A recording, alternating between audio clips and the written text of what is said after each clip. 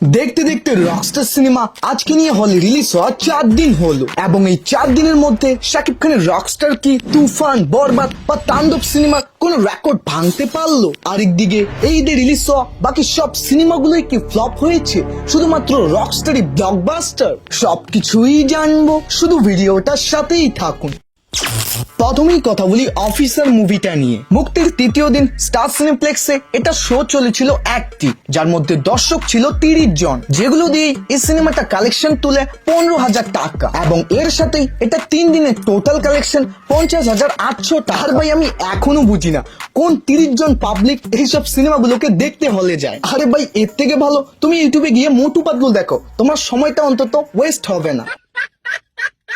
দ্বিতীয় নম্বরে আছে পিনিক মুভিটা। ভাই সিনেমাটা কেমন হয়েছে ওটা তো জানি না, তবে মার্কোর সস্তা কপি এটা ঠিকই জানি। গতকাল স্টার সিনেপ্লেক্সে 4টি, লায়নে 1টি, মোট মিলিয়ে পিনিক শো পেয়েছে 5টির মতো, যার মধ্যে কোনোটাই ছিল না হাউসফুল। তারপরও কালেকশন তুলতে সক্ষম হয়েছে 67,400 টাকা এবং এর সাথে পিনিকের টোটাল কালেকশন 1,69,000 টাকা। And I am damn sure যারা যারা এই সিনেমাটাকে হলে গিয়ে দেখেছে তারা বাড়ি এসে নিশ্চিত হার্ট অ্যাটাক করেছে।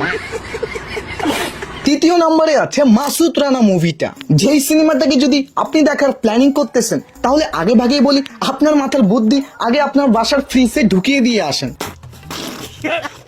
কারণ এই সিনেমা দেখার সময় আপনি আপনার ব্রেন যত খাটাবেন আপনি ততই নিজেকে রিগ্রেট ফিল করবেন। যাই হোক, স্টার সিনেপ্লেক্সের 6টি এবং লায়নে 1টি, মোট মিলিয়ে শো পেয়েছে 60টির মতো, যার মধ্যে সোশ্যাল মিডিয়ায় দেখাচ্ছে যে ভাই সব শো গুলোই হাউসফুল যাচ্ছে, বাট রিয়েলিটি হলো একটাও হাউসফুল যায়নি। তারপরও কালেকশন তুলেছে 2,87,000 এবং এর সাথেই মাসুদ রানা মুভিটার মাল্টিপ্লেক্স থেকে টোটাল কালেকশন 6,20,000 টাকা। যেই কালেকশনটা শুনেও ভাই আমার হিংসা হচ্ছে যে এরকম একটা সিনেমাকে পাবলিক টাকা দিয়ে কিভাবে দেখতেছে। চতুর্থ নম্বরে আছে মালিক মুভিটা। যাই হোক, স্টার সিনেপ্লেক্সে 10টি, লায়নে 3টি এবং কে স্ক্রিন সিনেপ্লেক্সে 3টি, মোট মিলিয়ে এভাবে শো চলেছিল 16টির মতো, যার মধ্যে অলরেডি 2টা ছিল হাউসফুল, যেগুলো দিয়ে কালেকশন তুলেছে 6,47,000 টাকা এবং এর সাথেই মালিকের টোটাল মাল্টিপ্লেক্স গ্রস কালেকশন 15 লক্ষ টাকা। যদিও অনেকজনই শুনে ভাবতেছেন বাপরে 15 লক্ষ টাকা, বাট আমি বলবো আরিফিন শুভর স্টারডামের ক্ষেত্রে এটা অনেক কম কালেকশন। পঞ্চম নম্বরে আছে বনলতা সেন মুভিটা, যেটা মুক্তির তৃতীয় দিনে এসেও অনেক ভালো পারফরমেন্স করতেছে, যেখানে স্টার সিনেপ্লেক্সে 10টি, লায়নে 1টি, মোট মিলিয়ে শো চলেছিল 11টি, এর মধ্যে 4টি ছিল হাউসফুল, যেগুলো দিয়ে এটা কালেকশন তুলেছে 7,15,000 টাকা এবং এর সাথে টোটাল মাল্টিপ্লেক্স গ্রস কালেকশন 16,65,000 টাকা।